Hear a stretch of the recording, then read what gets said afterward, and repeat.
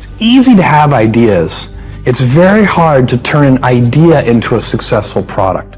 There are a lot of steps in between, and it takes persistence, relentlessness.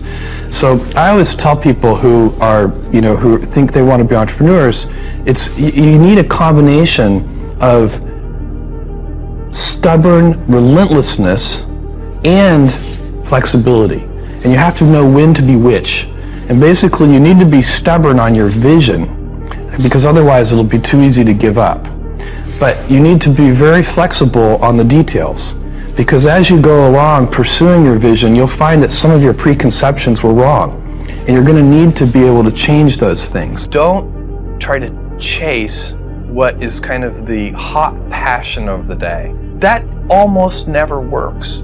And even if it does work, according to some metric, financial success or whatever it might be, I suspect it leaves you ultimately unsatisfied.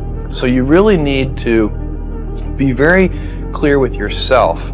And I think one of the best ways to do that is this notion of projecting yourself forward to age 80, looking back on your life and trying to make sure you've minimized the number of regrets you have. That works for career decisions, it works for family decisions. So I guess another thing that I would recommend to people is that they always take a long-term point of view. And I think this is something about which there's a lot of controversy. There's a lot of people, and I'm just not one of them, believe that you should live for the now. I think what you do is you think about the great expanse of time ahead of you and try to make sure that you're planning for that in a way that's going to leave you ultimately satisfied. So this is just this is the way it works for me. And I mean, everybody needs to find that for themselves. So I think there are a lot of paths to satisfaction, and you need to find one that works for you. For most people, it's about meaning. People want to know that they're doing something interesting and useful. And for us, because of the challenges that we have chosen for ourselves, we get to work in the future. And it's super fun to work in the future for the right kind of person. So you need to be able to take a punch, and you also need to be quick and innovative and doing new things at a high speed. That's the best defense against the future.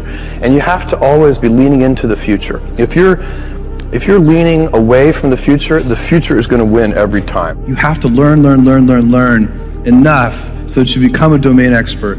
But the danger is once you become a domain expert, you can be trapped by that knowledge. And so inventors have this paradoxical ability to have that 10,000 hours of practice and be a real domain expert and have that beginner's mind.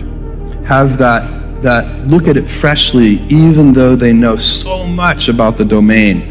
And that's the key to inventing. You have to have both. And I think that is intentional. I think all of us have that inside of us, and we can all do it, but you have to be intentional about it. You have to say, yeah, I am going to become an expert, and I'm going to keep my beginner's mind. You can't skip steps. You have to put one foot in front of the other. Things take time. There are no shortcuts. And but you want to do those steps with passion and ferocity.